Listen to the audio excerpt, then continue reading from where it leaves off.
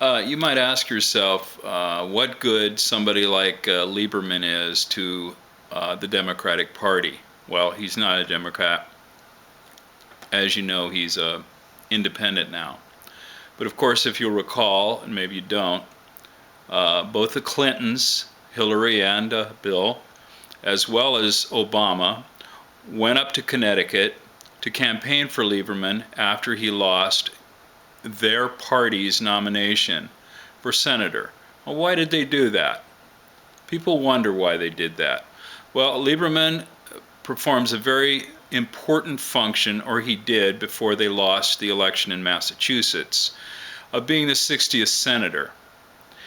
Lieberman's job in the Senate is to go ahead and vote to make sure that the Democrats don't pass some piece of legislation that the conservative wing of the Democratic Party, which is frankly in power still, which the conservative Democratic Party wing does not want to become legislation. It's a very good thing that they lost the election in Massachusetts, and I'm going to explain why that is and how Lieberman works within this mechanism to make sure that the Democrats don't lose their ability to collect the corporate money that they collect. It's a good thing for us, for progressives, that Lieberman, or that what's her face lost the election there in Massachusetts, because what it means is now they only have 59 senators and they can't use the excuse that they need 60 to pass legislation. They're going to now have to pass it with 59. Now, if you recall, the Republicans only had 53, maybe 54, 55 senators when they were in power, and they managed to pass every tax cut, every corporate benefit that they wanted, because a lot of the Democrats voted with them.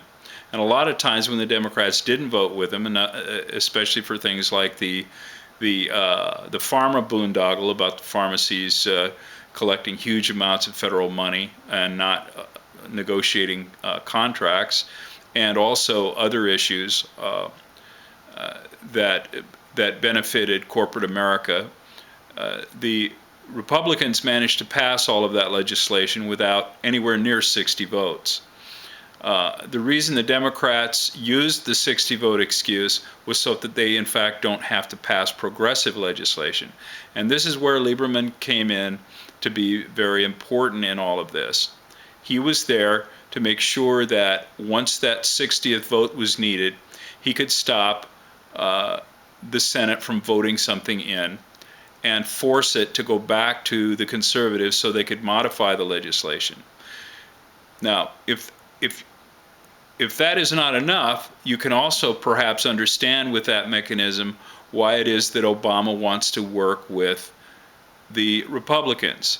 You'll recall, if they had just Olympia Snowe, just one Republican, they would have passed this medical reform boondoggle that was going to turn out to basically benefit the large medical insurance corporations because it would allow them to continue their monopolistic practices, to continue to deny people by price controls any access to medical insurance, and continue to make the United States 37th in the world in terms of quality of medical care for its people. So understand the mechanism behind using this "we need 60 votes," and understand also why the Democrats have not defeated the whole idea of filibuster in the Senate.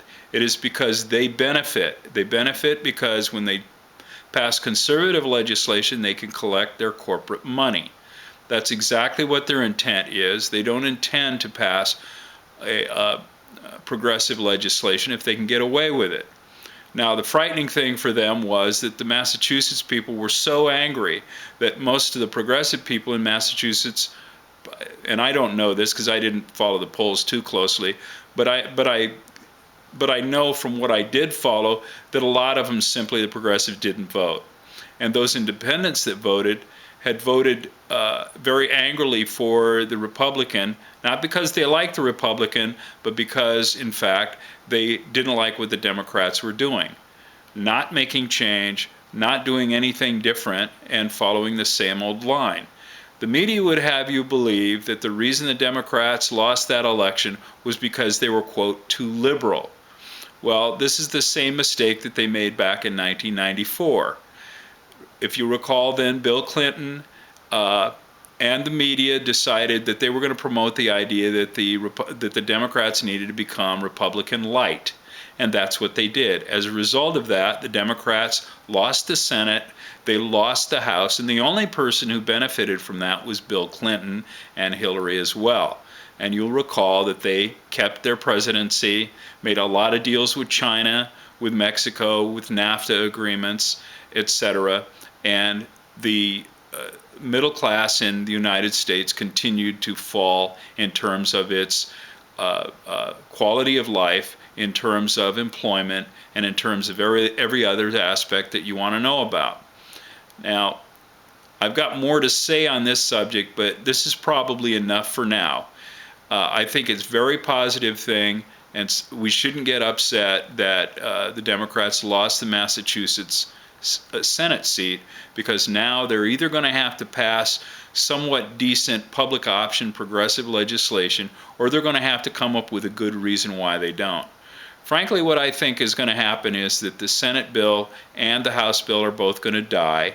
I don't think anything is going to become of that, and they're going to try to use the Republicans as an excuse. They're going to say that the Republicans will not contribute, et cetera, et cetera. That's what Obama's been going around saying now.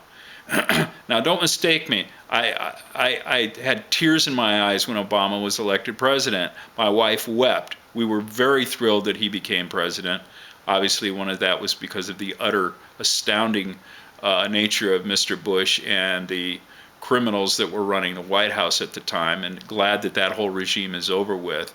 But we did expect more from Obama, and frankly, he's getting the bill out of the Senate that he really wanted, and the agreements he made with the medical insurance community prior to even introducing any concept of legislation is exactly the bill that he wanted. I don't think he's going to get it. I don't think he'll get the Senate bill. I think the bill will probably die at this point, unless he will agree to legislate a progressive public option piece of legislation. I've got more to say on that subject, but again, I'm going to stop now and hope that this is enough to get you to think a little bit about the way things are in Congress, and the fact that probably very little change will happen unless we do a number of things, which I'm going to discuss in these YouTube little vignettes that I'm doing here. So thanks for your patience. I hope you learned something. If you agree with me, I would appreciate email about that. If you don't agree with me, you got to have something really cogent and factual to tell me as to why I'm wrong. And again, anything I say, any claim of fact that I make, I would really heartily suggest that you check it out. You can do it on Google. We've got instantaneous information available to us now through the internet. And I'll talk to you again soon.